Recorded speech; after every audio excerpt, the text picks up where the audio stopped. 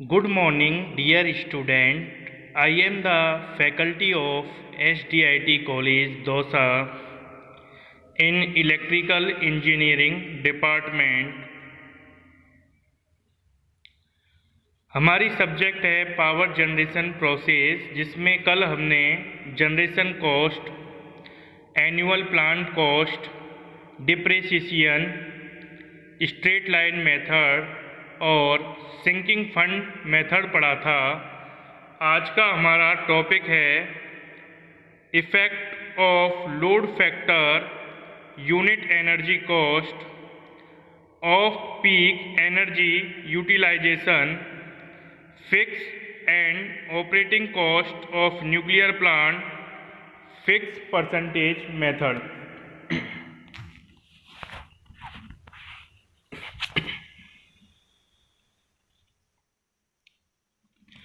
Effect of load factor on unit energy cost. Unit energy cost का load factor पर क्या प्रभाव पड़ता है?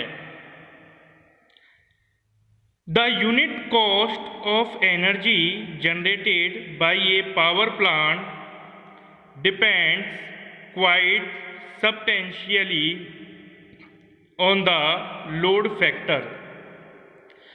पावर प्लांट द्वारा generate energy unit cost load factor पर डिपेंड करती है। लोड फैक्टर के सापेक्ष फिक्स कॉस्ट कांस्टेंट रहती है। क्या कह रहा है? The unit cost of energy generated by a power plant depends quite substantially on the load factor. The fix cost remain constant irrespective of the load factor। यानी power plant द्वारा generate energy unit cost load factor पर depend करती है और load factor के सापेक्ष fix cost constant रहती है।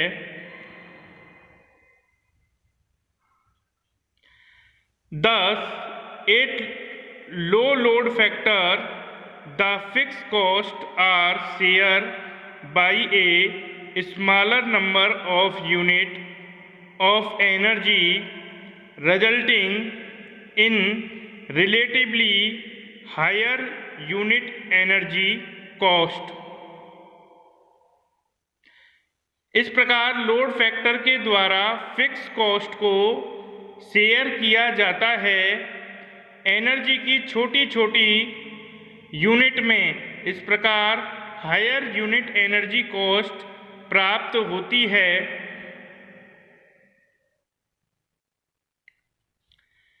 At high load factor the same fix cost are share by a large number of unit energy, thereby reducing the unit energy cost. इस प्रकार हायर यूनिट एनर्जी कॉस्ट जो प्राप्त होती है हाई लोड फैक्टर पर समान fix cost large number of unit energy के साथ साझा हो जाती है, जिससे यूनिट एनर्जी कॉस्ट रिड्यूस हो जाती है।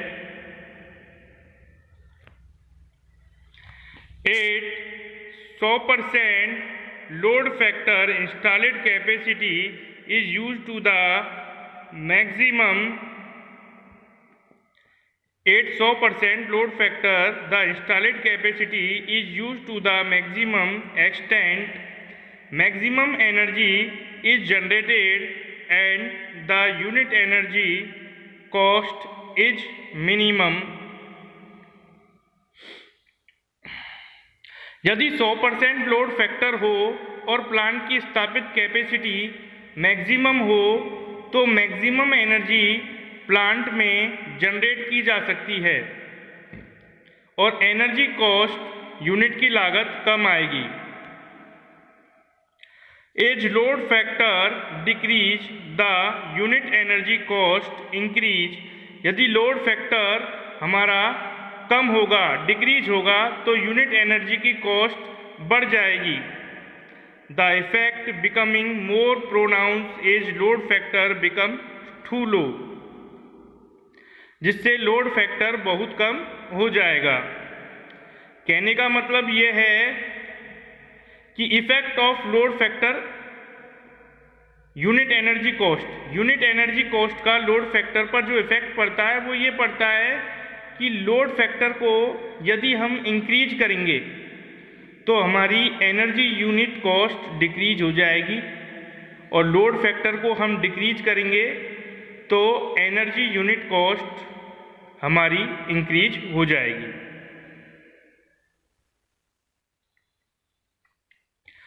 Off peak energy utilization, a very sensible solution to improving plant capacity factor is to encourage through lower rate the use of peak energy।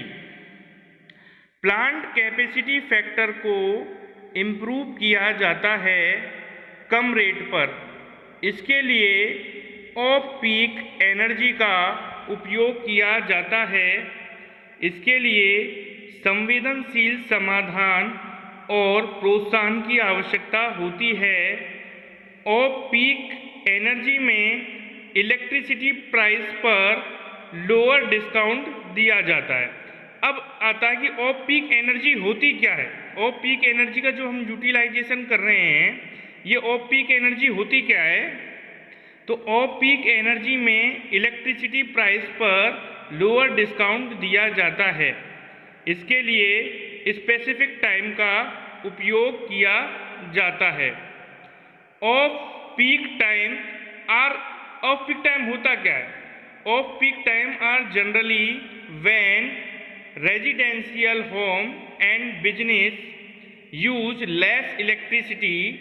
Of peak time will vary depending on your location and meter type, but typically are at higher or weekend. Off-peak electricity charge at a cheaper price to encourage people to use their electricity outside these busy time।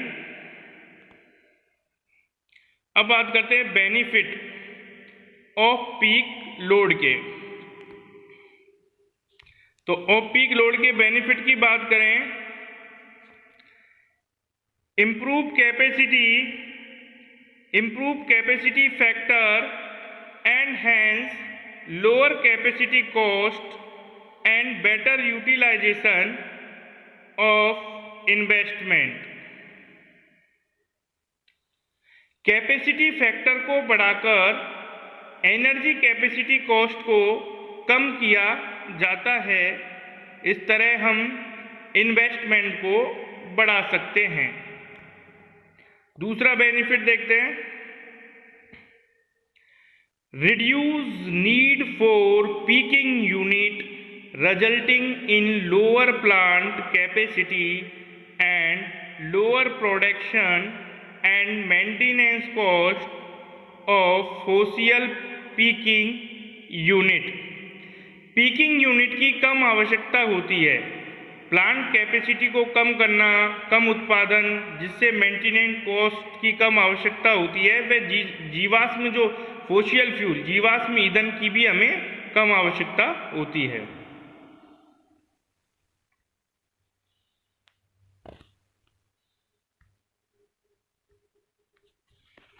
Fix and operating cost of nuclear plant. The capital cost of a nuclear plant are more or less the same as those for steam plant। Nuclear plant की जो capital cost है वो ज़्यादा होती है। Steam plant means thermal plant की capital cost कम होती है।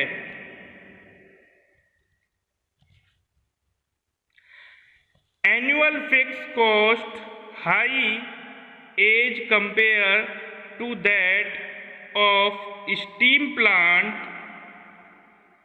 न्यूक्लियर प्लांट की जो एनुअल फिक्स कॉस्ट है वो हाई होती है स्टीम प्लांट के कंपैरिजन में।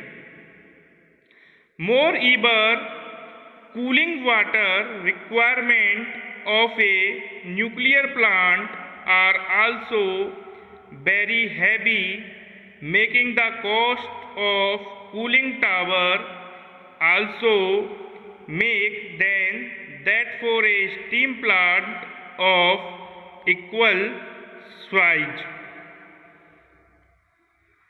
न्यूक्लियर प्लांट में ठंडे पानी की आवश्यकता ज़्यादा होती है, जिससे कूलिंग टावर की कॉस्ट न्यूक्लियर प्लांट में ज़्यादा आती है।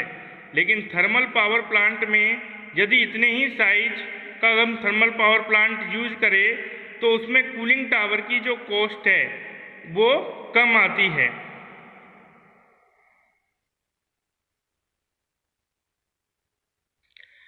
The operating cost of a nuclear plant includes cost of fuel, salaries of operating and maintenance staff, oil, water and material required for maintenance and repair।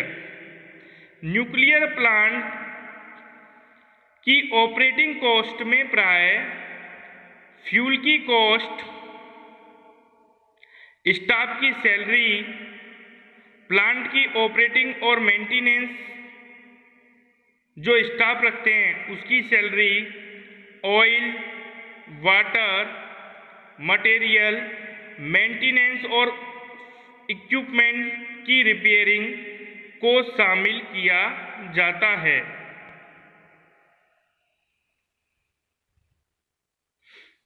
The operating cost of nuclear plant is more than that of a hydro plant but less than a steam plant। The operating cost of nuclear plant is more। Nuclear plant की operating cost ज़्यादा होती है than that of a hydro plant. Hydro plant से ज़्यादा किसकी operating cost होती है? Nuclear plant की ऑपरेटिंग कॉस्ट होती है, but less than of steam plant. लेकिन steam plant means thermal plant से ऑपरेटिंग कॉस्ट कम होती है। हाइड्रो प्लांट से तो ज़्यादा होती है ऑपरेटिंग कॉस्ट न्यूक्लियर प्लांट की, लेकिन थर्मल प्लांट से कम होती है। At nuclear plant work at high efficiency. Nuclear plant high efficiency यानी मैक्सिमम दक्षता पर, उच्च इफिशियंसी पर वर्क करता है। Only when it operate at high load factor, यानी जब हम न्यूक्लियर पावर प्लांट को हाई लोड फैक्टर पर ऑपरेट कराते हैं तो उस समय इसकी इफिशियंसी जो होती है वो मैक्सिमम होती है। It should always be use at the base load plant. इसको हमेशा ही बेस लोड प्लांट पे काम में लेते हैं।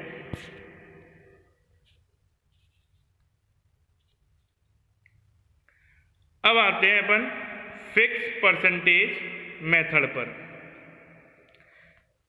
सी इसको बोलते हैं इनिशियल इन्वेस्टमेंट या इनिशियल कॉस्ट। प्लांट की जो प्रारंभिक लागत होती है उसको इनिशियल इन्वेस्टमेंट या इनिशियल कॉस्ट बोलते हैं। इसको सी से डिनोट किया जाता है।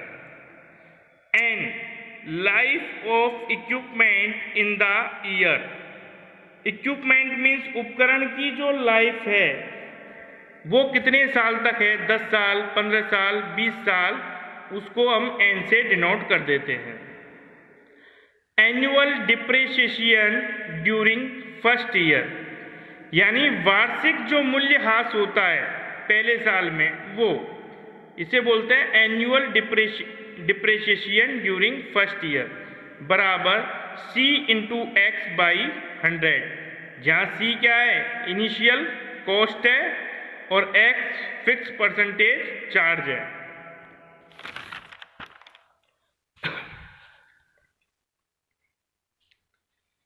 Remaining balance at the beginning of second year. Second year में जो रिमेनिंग बैलेंस बचता है उसके बारे में। अब इसमें क्या आएगा, initial investment C minus annual depression during first year, C minus C X बटा 100 means initial investment minus annual depreciation during first year. Initial cost को कॉमन ले लेते हैं तो 1 माइनस एक्स बाई 100। अब इसी तरह से हम क्या निकालेंगे, फर्स्ट ईयर का एनुअल डिप्रिसिएशन निकाल दिया, इसी तरह से हम सेकेंड ईयर का एनुअल डिप्रिसिएशन निकालेंगे। Annual depreciation during second year, second year यानी दूसरी साल में जो मूल्यह्रास, वार्षिक मूल्यह्रास होता है उसके बारे में। इसमें क्या करना है अपन को, remaining balance at the beginning second year लेना है। तो remaining balance at the beginning of second year है हमारा C1 माइनस एक्स बटा 100 into annual depression during fix percentage. Annual depression during fix percentage क्या है, x बाई 100।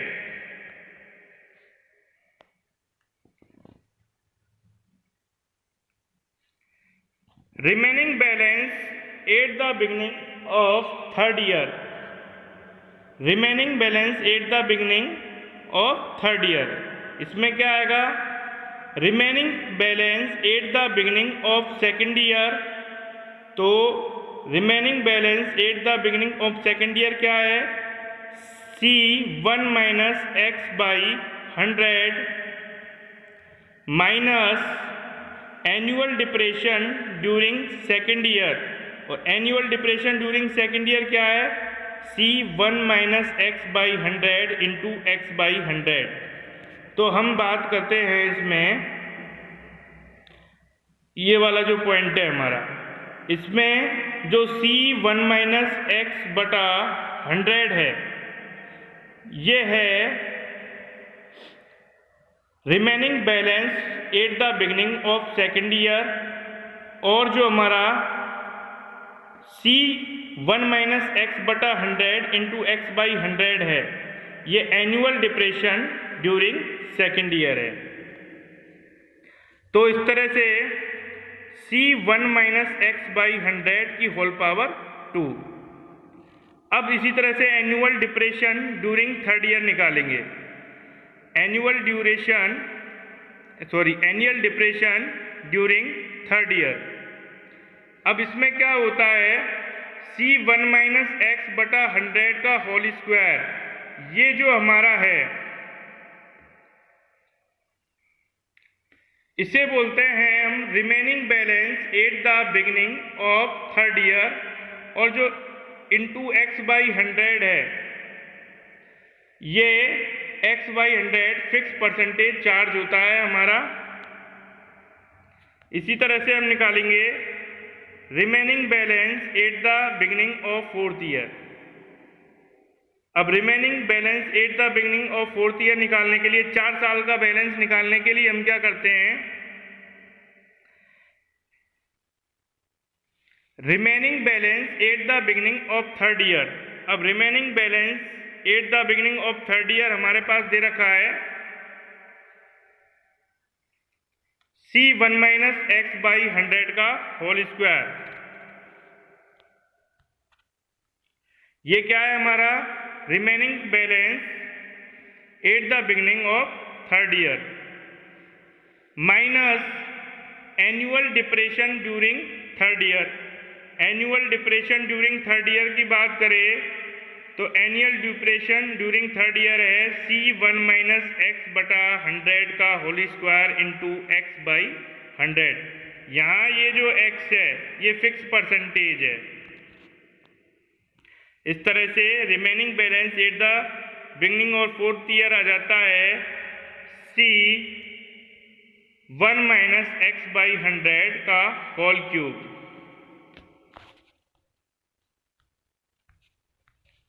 देखो एक बार हम रिपीट और कर देते हैं। Effect of load factor of unit energy cost. Unit energy cost का लोड फैक्टर पर क्या इफेक्ट पड़ता है? देखो, पावर प्लांट द्वारा जो जनरेट एनर्जी जो होती है वो यूनिट कॉस्ट लोड फैक्टर पर डिपेंड करती है। यानी लोड फैक्टर को हम यदि इंक्रीज करेंगे तो हमारी एनर्जी यूनिट कॉस्ट डिक्रीज होगी, और लोड फैक्टर को हम यदि डिक्रीज करेंगे तो हमारी एनर्जी यूनिट कॉस्ट इंक्रीज हो जाएगी। और 100% यदि लोड फैक्टर है और प्लांट की जो इंस्टॉलेड कैपेसिटी है वो मैक्सिमम है, तो मैक्सिमम एनर्जी प्लांट में जनरेट कर सकते हैं हम, और एनर्जी कॉस्ट की लागत उस कंडीशन में कम आएगी। सेकंड बात करते हैं हम ऑफ पीक एनर्जी यूटिलाइजेशन पर। तो ऑफ पीक एनर्जी यूटिलाइजेशन होता क्या है? प्लांट कैपेसिटी फैक्टर को जब इम्प्रूव किया जाता है तो कम रेट पर इसके लिए ऑफ पीक एनर्जी का हम क्या करते हैं? उपयोग करते हैं। इसके लिए संवेदनशील समाधान और प्रोत्साहन की आवश्यकता होती है, क्योंकि ऑफ पीक एनर्जी में इलेक्ट्रिसिटी प्राइस पर लोअर डिस्काउंट दिया जाता है। इसके लिए हम स्पेसिफिक टाइम का उपयोग करते हैं। अब बेनिफिट्स की बात करें, ऑफ पीक एनर्जी के क्या बेनिफिट है? तो पहला है कैपेसिटी फैक्टर को बढ़ाकर एनर्जी कैपेसिटी कॉस्ट को हम कम कर सकते हैं। इस तरह हम इन्वेस्टमेंट को बढ़ा सकते हैं। दूसरा, पीकिंग यूनिट की कम आवश्यकता प्लांट कैपेसिटी को कम करने के लिए होती है, और कम उत्पादन जिससे मेंटेनेंस कॉस्ट थोड़ी कम हो जाती है, और जो फोसियल फ्यूल है उसकी रिक्वायरमेंट हमें क्या पड़ती है? कम पड़ती है। अब हम बात करें fix and operating cost of nuclear plant की। तो इसमें क्या है कि जो न्यूक्लियर प्लांट की जो कैपिटल कॉस्ट है वो ज़्यादा होती है थर्मल पावर प्लांट से, और न्यूक्लियर प्लांट की जो एनुअल फिक्स कॉस्ट है वो हाई होती है स्टीम प्लांट की अपेक्षा। न्यूक्लियर प्लांट में जो ठंडे पानी की आवश्यकता है वो ज़्यादा होती है, जिससे कूलिंग टावर की कॉस्ट न्यूक्लियर प्लांट में ज़्यादा आती है और थर्मल पावर प्लांट में कम आती है अगर सेम साइज का थर्मल पावर प्लांट ले। इसके अलावा न्यूक्लियर प्लांट की ऑपरेटिंग कॉस्ट में प्राय फ्यूल की कॉस्ट, स्टाफ की सैलरी, प्लांट की ऑपरेटिंग और मेंटेनेंस कॉस्ट आती है, oil, water, material, maintenance, equipment की रिपेयरिंग वगैरह, इन सब में हम क्या लेते हैं? न्यूक्लियर प्लांट की ऑपरेटिंग कॉस्ट को लेते हैं। अब हम बात करें तो न्यूक्लियर प्लांट की, तो इसकी जो न्यूक्लियर प्लांट है उसकी इफ़िशियंसी हाई होती है, और ये हाई लोड फैक्टर पर काम करता है, और इसको हमेशा बेस लोड पर हम काम में लेते हैं। इसी तरह फिक्स परसेंटेज मेथड था, इसमें समझने वाली बात है, जो सी है वो इनिशियल इन्वेस्टमेंट होता है, इसे मतलब इसको इनिशियल कॉस्ट बोलते हैं, और एन जो होता है वो लाइफ ऑफ द इक्विपमेंट होता है इन ईयर में। Thank you students.